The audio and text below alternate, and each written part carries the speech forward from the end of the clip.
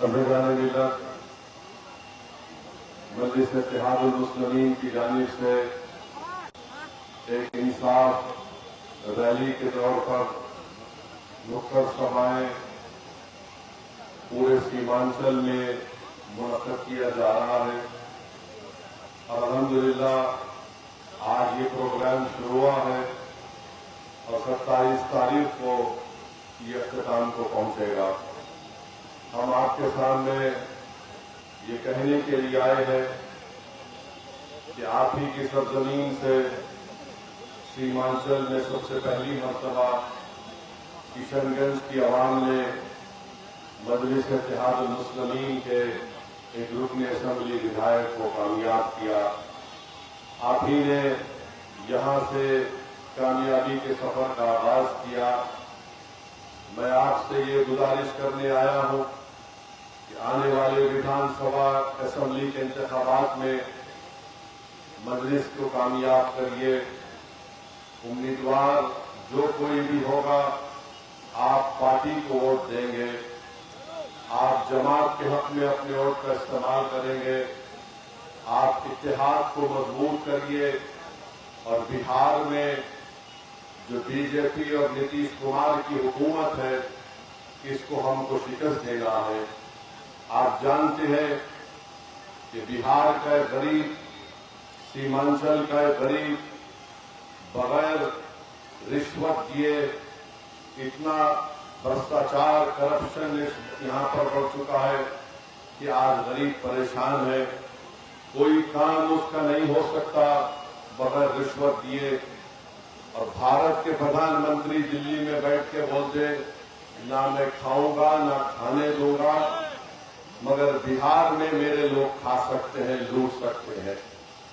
पूरे आप जहां कहीं भी ऑफिस में चले जाइए गवर्नमेंट के, वहां पर करप्शन रिश्वत का एक आम बाजार बन चुका है। मालूम हो रहा है कि जेडीयू के बड़े बड़े नेता 200 करोड़ की जमीन खरीद रहे हैं और उसका जवाब नहीं है उनके पास। तो मेरे अजीज दोस्तों और बुजुर्गों, भ्रष्टाचार को करप्शन के खात्मे के लिए और सीमांचल की इंसाफ की लड़ाई जो आप और हमने मिलकर शुरू की थी, इसको हमको लेकर आगे बढ़ना है। अख्तरुल ईमान साहब ने अपनी तरफ से कोशिश की कि हम यही चाहते थे कि मजलिस से इत्तेहाद हो जाए, मगर गठबंधन के लोग क्या फैसला करेंगे वो उन्हीं को मालूम। मगर जो लोग कल तक कहते थे कि मजलिस इत्तेहाद नहीं चाहती, मजलिस मिलकर इलेक्शन लड़ना नहीं चाहती, मैं कहना चाह रहा हूं कि अख्तरुल ईमान साहब ने 2 नहीं 3 खत लिखे, 2 लालू प्रसाद यादव साहब को और एक तेजस्वी यादव को लिखे। अगर इनमें सियासी बसीरत होगी तो वो अख्तरुल ईमान की इस पेशकश को कबूल करेंगे। अगर वो नेक नियत होंगे कि बीजेपी को हम बिहार में सरकार बनाने नहीं देंगे, तो अख्तरुल ईमान साहब ने जो पेशकश की कि मजलिस को सिर्फ 6 सीट दीजिए, अगर आपकी हुकूमत बनती है तो हमको मंत्रालय भी नहीं चाहिए, हमको सीमांचल का इंसाफ चाहिए। इससे ज्यादा हम कुछ नहीं कर सकते। जो लोग ये समझ रहे हैं कि मजलिस ये क्यों लिख कर दी, मैं उनको जवाब दे रहा हूं कि हम अपनी कमजोरी का मुजाहरा नहीं कर रहे हैं। हम ताकत की बुनियाद पर और सिर्फ बीजेपी को रोकने के लिए बिहार में मजलिस ने फैसला लिया था। ये हमारी कमजोरी की निशानी नहीं है, ये हमारे आला ज़र्फी की निशानी है कि जिस पार्टी ने हमारे 4 एमएलए को खरीद लिया, उसके बावजूद भी हमने हाथ आगे बढ़ाया है कि चलो मोदी को रोकते हैं बिहार में, आरएसएस को रोकते हैं, मगर नहीं मालूम कि वो होश के नाखून लेंगे या नहीं लेंगे। मगर मैं आपको बताना चाह रहा हूं कि मोदी की हुकूमत ने जो वक्फ के ताल्लुक से तरमीमी कानून बनाया, उस कानून को बनाने का मकसद एक ही है कि बिहार में मस्जिदों को आपसे छीन लिया जाए। बिहार में ईदगाह की जमीन को मुसलमानों से छीन लिया जाए, बिहार में खानकाहों को वीरान कर दिया जाए, बिहार में वो जो दरगाहें हैं जो प्रोटेक्टेड मॉन्यूमेंट के नाम पर 200-300 साल से आबाद है, उसका मालिक अब वक्फ बोर्ड नहीं, उसका मालिक आर्कियोलॉजिकल सर्वे ऑफ इंडिया सारे कदीमा बन चुका है। ये ऐसा कानून मोदी, बीजेपी, नीतीश कुमार ने बनाया जो हमारी शनाख्त को खत्म करना चाहता है। मेरे अजीज दोस्तों और बुजुर्गों, इसीलिए हमको मुत्तहिदा तौर पर अपने के वोट का सही इस्तेमाल मजलिस इत्तेहादुल मुस्लिमीन के हक में करना है। दुनिया ने देखा कि भारत की पार्लियामेंट में नरेंद्र मोदी, अमित शाह के सामने अगर किसी ने इस वक्त के कानून को काला कानून कहकर फाड़ दिया तो उसका नाम असदुद्दीन ओवैसी था।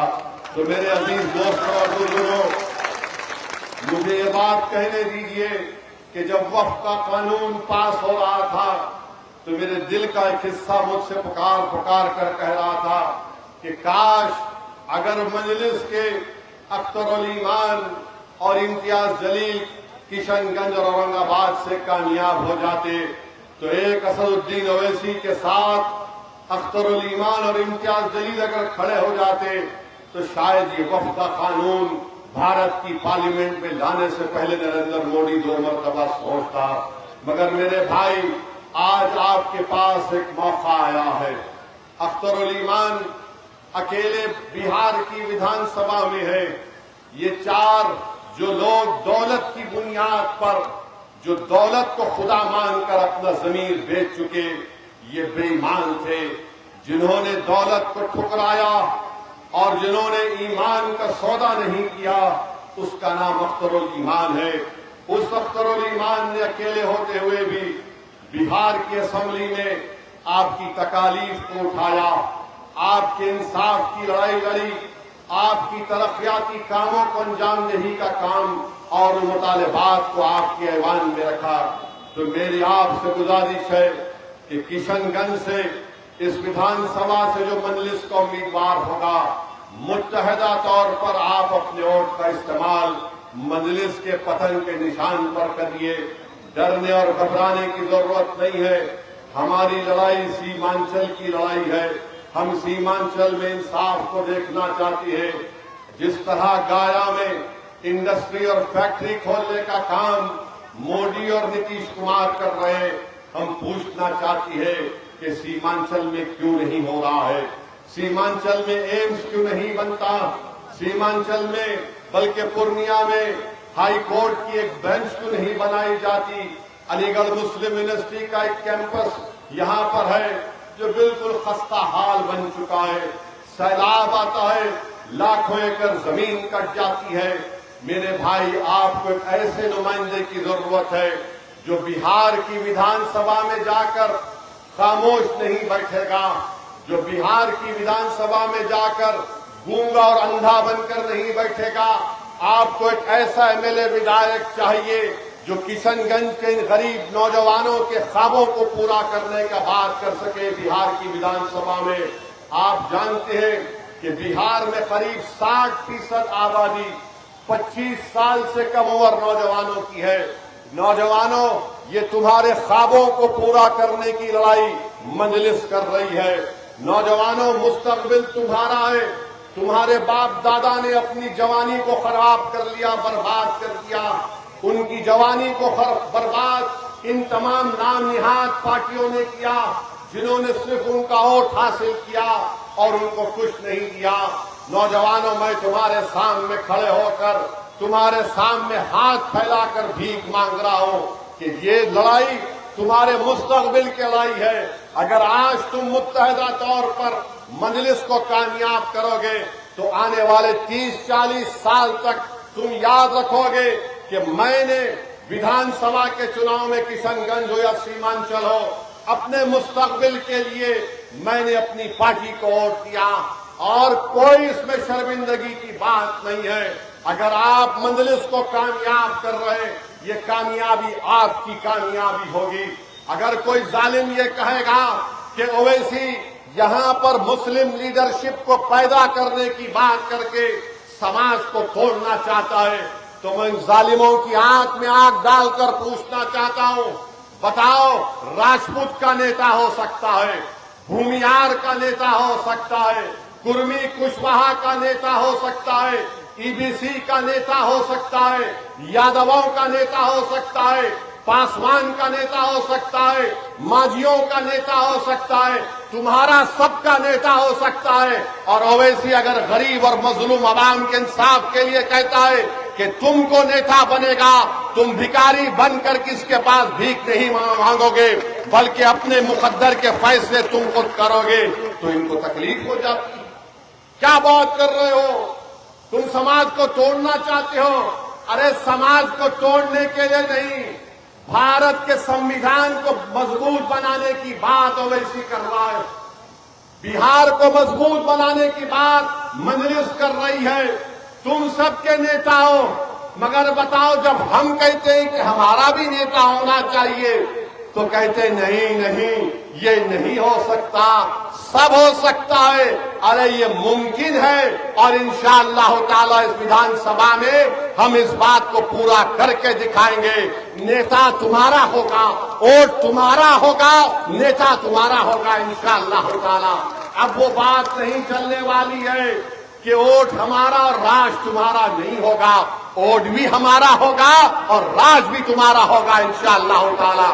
تو میں آپ سے اپیل کرنے آیا ہوں کہ اپنے اتحاد کو مضبوط کریے، اس انصاف کے کارواں کو مضبوط کریے، اس میں آپ اپنے بزرگوں کو سمجھائیے، ہماری ماں اور بہنوں کو ہمارا سلام پہنچائیے، ان سے بھی آپ گزارش کریے کہ مجلس پارٹی کو کشن گنج سے یہاں سے ہم کو اپنے ودھائک کو کامیاب کرنا ہے، سیمانچل کے انصاف کے لیے یہاں پر کسانوں کو ان کے جو بھی فصل ہوتی ہے اس کی قیمت نہیں ملتی، چائے یہاں پر اگتی ہے، انناس اگتا ہے، بتاؤ آج آپ سب چیز یہاں پر ہے، اگر آپ اپنی سیاسی لیڈرشپ کو بنائیں گے تو یقیناً انشاءاللہ تعالی ہم اپنے خوابوں کو پورا کر سکیں گے، ورنہ یاد رکھیے ہم صرف ایک ووٹ ڈالنے والی مشین بن کر رہ جائیں گے۔